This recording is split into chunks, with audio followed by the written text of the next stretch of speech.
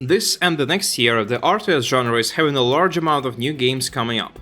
Amongst them, there are a lot of very ambitious projects who will certainly try to chip off StarCraft 2 audience.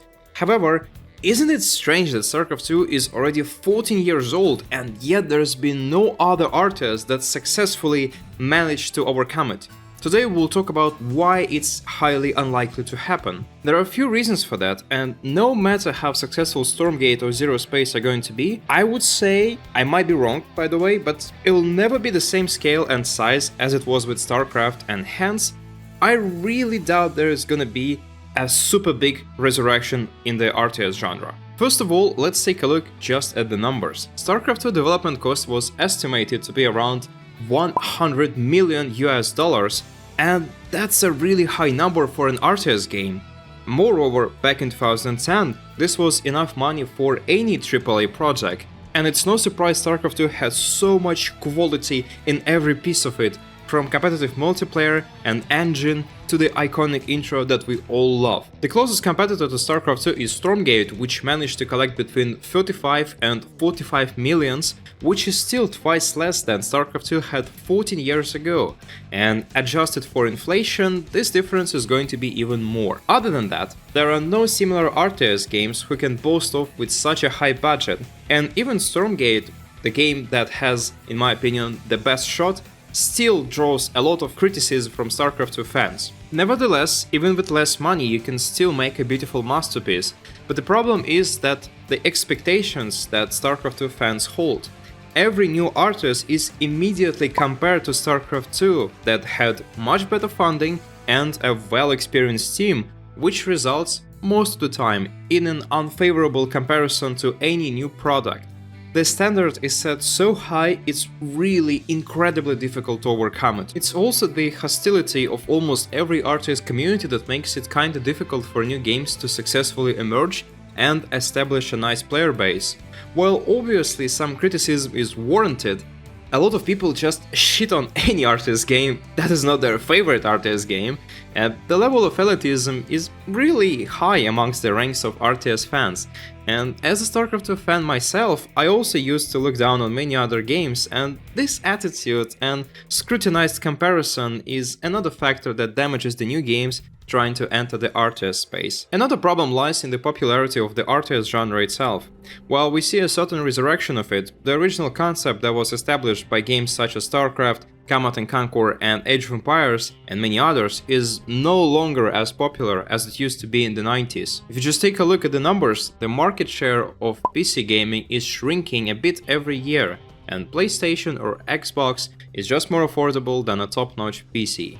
You also cannot really sell RTS games on consoles, and even though some games like Halo Wars or Company of Heroes 3 do that, the genre is just not suited for that platform, and playing experience on consoles is just worse than on PC. But that's not the only reason, since there are also personal preferences, and from my observations, a lot of Gen Z players aren't as keen on playing RTS games as our generation was, and there are many new genres and competition gaming industry as a whole. Even in strategy games, there is a big number of subgenres that emerge from classic games.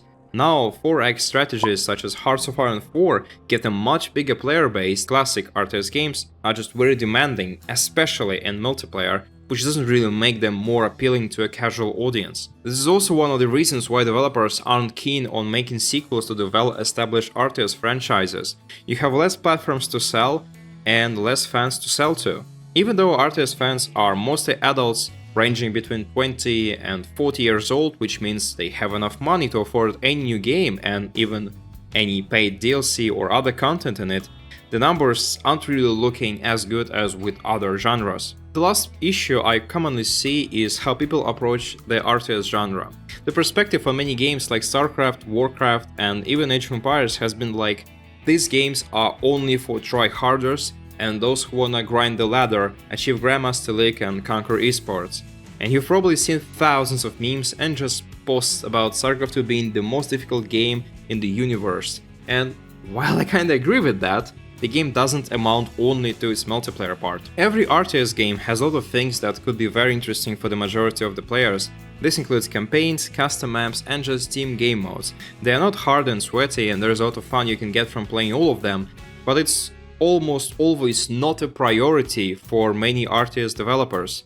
While the majority of other games are built upon team communication and spending time together with friends and family, RTS games have historically had the worst balance in team game modes and just lack proper attention to it. Even many of the new RTS don't really expand on that section of a game hard enough.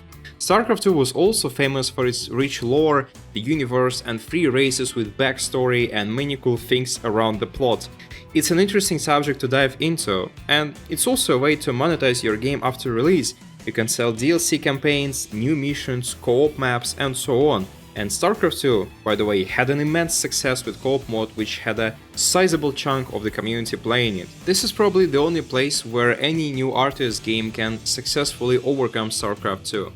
While the latter had a lot of cool features implemented in Legacy of the Void, there are still many cool features left that could be added. More co-op campaigns, events, game modes, and so on. I haven't personally seen many RTS games approach this genre from that angle, except once again for Stormgate, but the devs haven't shown much of it yet. We don't really know much about the single player, not so much about co-op as well, so it's really difficult to judge. It's also a big turn-off for many people to see the game that has not been released yet to be called an esports RTS, because an esports game naturally means strict balancing and a very careful approach to fun things in this genre, because you can't really have big super weapons or crazy units in a game that wants to be competitive. Funny enough, while this statement isn't something new and it's been told many times by many different people since the release of StarCraft 2, I have yet to see a truly social RTS game that is easy and fun to play with friends and family. I'm 27 years old and almost none of my friends would agree to join me in StarCraft 2. Anyway, my opinion is, considering the success of StarCraft 2 and its dominant positions up to this date, a new RTS game that tries to resurrect the genre should be of an immense quality. I don't really see such games so far, maybe except for Stormgate, which still has a lot to prove. That's it for today's video. Share your opinion in the comments and check out our video about Stormgate, where we talk about things that this new RTS managed to get better at beta stage. Have a nice day and see you next time.